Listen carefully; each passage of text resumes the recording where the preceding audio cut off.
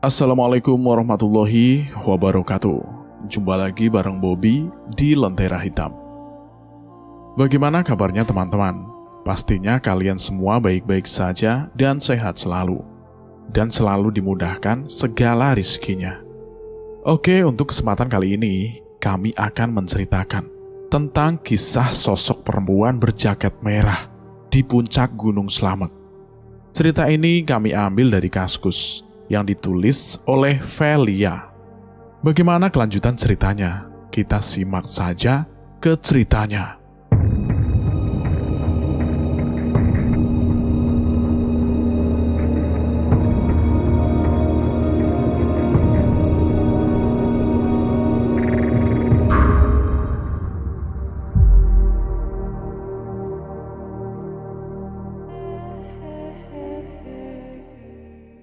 Setelah mematangkan rencana yang sudah diniatkan beberapa bulan lalu, akhirnya kami berempat sepakat untuk mendaki Gunung Slamet yang berada di Jawa Tengah. Aku, Rara, Agus, dan Ucup sudah merencanakan kegiatan ini setelah kelulusan kami, sebelum melanjutkan studi kita yang akan berbeda kampus nanti.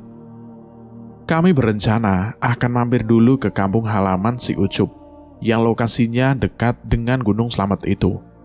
Kami sepakat untuk berangkat Jumat ini. Sabtu paginya baru naik gunung.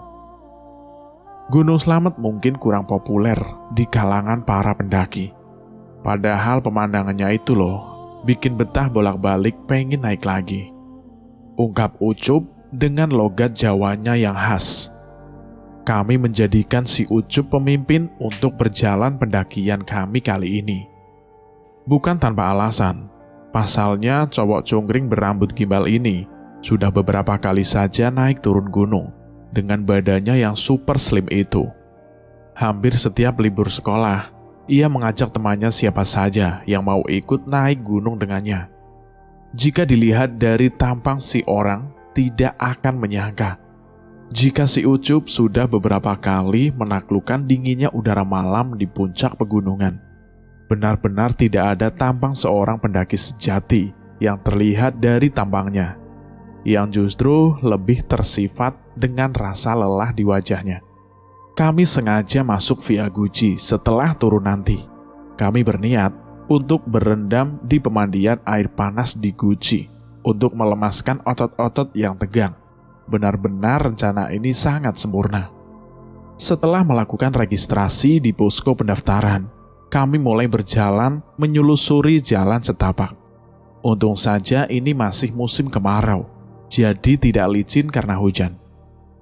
Ingat ya guys, apa yang diucapkan Bapak penjaga pos tadi, jangan bertingkah sembarangan demi kebaikan bersama. Perintah Ucup yang memimpin barisan depan. Serentak, kami pun menjawab dengan kompak. Meskipun dia tahu teman-temannya sangat sopan dimanapun. Tapi sebagai pemimpin, ia perlu menegaskan sekali lagi, sekedar mengingatkan. Sambil bercanda gurau, kami naik sudah sampai di pos 3. Berniat akan istirahat di sini. Candaan si Ucup benar-benar mujarab buat kami semangat naik tanpa istirahat.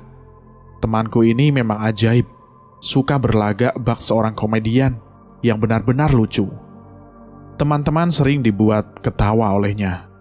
Bukan karena lucu, tapi kita ketawa justru karena lawaknya yang garing itu. Garingnya yang membawa kelucuan. Kami duduk saling membelakangi, saling menyandarkan punggung sambil ngemil dan minum untuk mengisi energi. Beberapa saat kemudian, sekelebat aku melihat bayangan perempuan berjaket merah berjalan di balik pohon besar yang jaraknya sekitar 10 meter dari tempat kami istirahat. Wah, berani sekali cewek itu. Naik gunung sendirian begini, ucapku dalam hati. Kurang dari 1 jam, kami melanjutkan perjalanan. Berusaha sebisa mungkin agar sampai di puncak sebelum gelap. Dan akhirnya, sampailah di puncak sekitar pukul 5:30 sore, tepat sesuai prediksi. Kami kegirangan bukan main. Setelah ngegas jalan dari bawah sampai atas, disambut indahnya sunset sore itu. Nikmat Tuhan mana lagi yang kami dustakan. Kami semua bersyukur. Setelah istirahat sejenak, kami mendirikan 2 tenda, lalu membuat api unggun untuk menghangatkan badan. "Vira, lu masaklah buat makan malam kita. Kan masakan lu enak," pinta si Ucup padaku. Masih dengan logat bahasa Jawanya yang berusaha menyamai gaya anak-anak kota dengan sok-sokan ngomong lu gue. Menurutku malah jadi terdengar wagu. "Lah, kita kan cuma bawa bekal mie instan sama beras aja, Cup." "Masak gimana maksud lo?" jawabku kepada Ucup. "Ya itu maksud gue, apapun yang lo masak pasti enak dan bikin sedap." "Ya elah Cup, bilang aja lo pengen dimasakin sama Vira. Namanya mie instan, yang masak siapa ya begitu-gitu aja rasanya. Ada-ada lo Cup," timpal Rara, diikuti suara Agus cekikikan. Si Ucup memang ada-ada aja. Aku memang suka memasak dan masakanku pun diakui enak oleh teman-teman. Setelah merebus mie dan membuat teh panas, kami pun makan malam. Kulihat jam yang melekat erat di pergelangan tangan, menunjukkan pukul 20.40. Setelah berbincang-bincang cukup lama, kami semua mengantuk dan masuk ke tenda untuk tidur. Besok pagi bangun berniat untuk menyaksikan sunrise.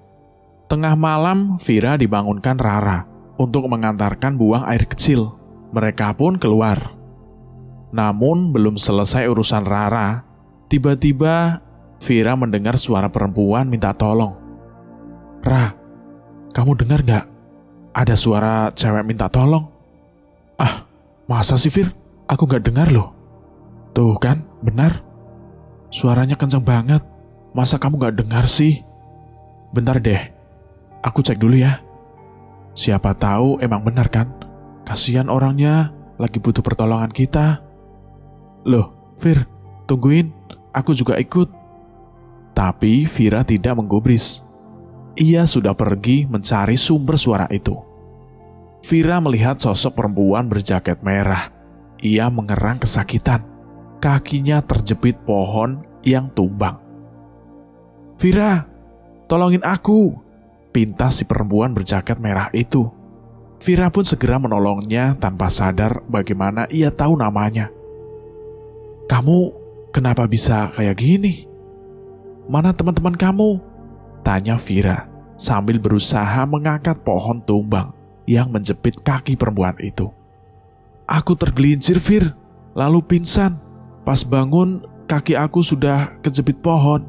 Setelah Vira berhasil mengangkat kayu besar yang menjepit kaki perempuan itu, ia memapah perempuan itu berjalan, berniat membawanya ke tenda untuk mengobati lukanya. Namun, baru berjalan beberapa langkah, mereka terpelosok dan jatuh terguling ke dataran yang paling rendah. Di sisi lain, Rara segera mencari Vira yang katanya sedang mencari suara minta tolong itu. Namun anehnya, Rara tidak juga menemukan Vira. Berkali-kali Rara memanggil Vira, namun tidak ada balasan darinya. Teriakan itu membuat 2 temannya yang masih tidur di tenda terbangun. Mereka pun segera keluar dan mengecek tenda teman perempuannya. Karena tidak ditemukan kedua temannya mereka mencari sumber suara tersebut. "Ra, lo di mana?" teriak Agus. "Vira, Rara, kalian di mana?" Ucup menembali. Mendengar suara Ucup dan Agus, Rara segera menghampiri. "Gus, gawat!" ucap Rara dengan suara tersenggal-senggal. Seketika ia mendatangi Agus dan Ucup. "Ya, gawat kenapa, Ra? Ngomong yang bener. Dan mana Vira?" tanya Agus tidak sabar. "Tenang, Ra, tenang. Ambil nafas panjang-panjang, lalu keluarin pelan-pelan dari bawah," ucap si Ucup kepada Rara. "Somplak lo ya, dalam keadaan gini masih saja bercanda," tegas Agus diikuti Ucup yang cengar-cengir. Manusia cungkring itu memang kadang somplak kelakuannya. "Vira hilang," ucap Rara dengan segera. Loh, kok bisa? Mereka kaget dengan kompak. Rara menjelaskan kronologinya. Mereka pun segera mencari Vira. Vira mengeram kesakitan akibat jatuh terguling tadi. Tampaknya teman barunya itu baik-baik saja setelah kejadian ini. "Hei, nama kamu siapa? Tolongin dong, bantu aku berdiri." Kini keadaan berbalik. "Gue Ana," jawab si gadis berjaket merah itu sambil mengulurkan tangannya. "Kita ke tenda gue aja dulu ya. Lo istirahat dulu di sana," ajak Ana kepada Vira. "Tapi nanti teman-teman gue gimana? Mereka pasti nyariin gue." Vira menjawabnya. "Sekarang masih gelap, Vir. Nanti siang gue antar lo ke sana ya." Vira pun menyetujuinya. Sampailah di tenda Ana. Terdapat 4 tenda, namun sepertinya teman Ana yang lain masih tertidur pulas di dalam tendanya masing-masing, sehingga tampak sepi sekali di sini. Tanpa berpikir panjang, Vira langsung membaringkan tubuhnya di tenda Ana yang tidak ada siapa-siapa lagi selain mereka berdua. "Nah, kok di sini dingin banget ya? Lo tidur lagi aja, Gi. Nanti juga dinginnya hilang." Vira pun menuruti perkataan Ana tanpa ada perasaan negatif. Subuh telah berlalu. Kini tinggal menunggu sang fajar menghangatkan sanubari yang sudah merindukan kehadirannya. Sementara Agus, Ucup, dan Rara masih mencari keberadaan Vira temannya. Mereka berteriak memanggil Vira, berharap sosok yang dicari membalasnya. Namun sudah hampir 2 jam mencari, belum juga menemukan tanda-tanda keberadaan teman itu. Tiba-tiba, "Teman-teman, lihat, itu Vira." Rara menunjuk Vira yang sedang tertidur tanpa alas dengan nyamannya. Mereka pun segera menghampirinya. Vira, bangun Vir." Rara membangunkan Vira hingga ia pun sadar. "Lo ngapain tidur di sini? Kita kan punya tenda, Vir," tanya Agus heran. "Hah? Kok gue tidur di sini sih? Tadi kan gue tidur di tenda Ana bareng dia," jawab Vira. "Ana? Ana siapa, Vir?" mereka bertanya dengan kompak. Belum sempat Vira menjelaskan semuanya, tiba-tiba Vira melihat Ana dari kejauhan. Ia berjalan perlahan menjauhi Vira dan teman-temannya.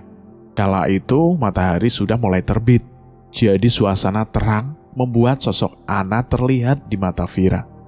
"Nah, itu Vira." Vira menunjuk ke arah di mana Ana berada.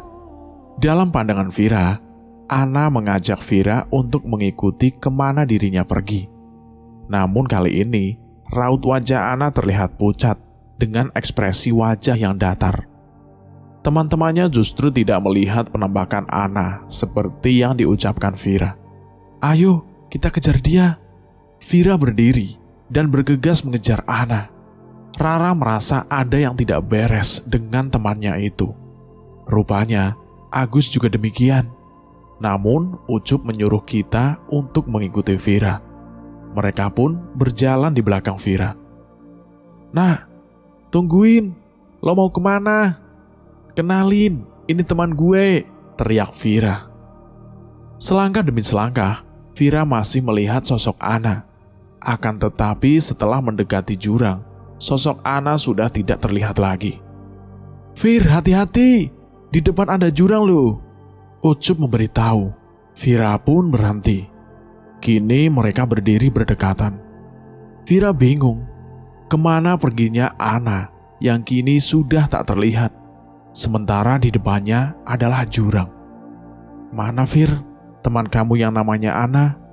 Dari tadi tuh kita nggak ngelihat keberadaannya dia di mana," ucap Rara kepada Vira. "Iya Vir, kita beneran nggak lihat loh," Agus menimpali.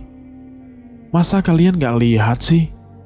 Tadi dia jalan di depan gue, pakai jaket merah loh," jawab Vira meyakinkan teman-temannya. Tidak mau ribut, mereka pun istirahat sejenak, duduk melingkar sambil Vira menceritakan apa yang terjadi dengan dirinya. Tak lama kemudian, mereka berdiri, berniat untuk kembali ke tenda dan melupakan kejadian ini. Namun belum juga mereka mulai melangkah kaki. Tiba-tiba Ucup yang berada di depan dikejutkan dengan penampakan yang tidak terduga. Allahu Akbar. Fir, apa itu anak teman kamu yang dimaksud?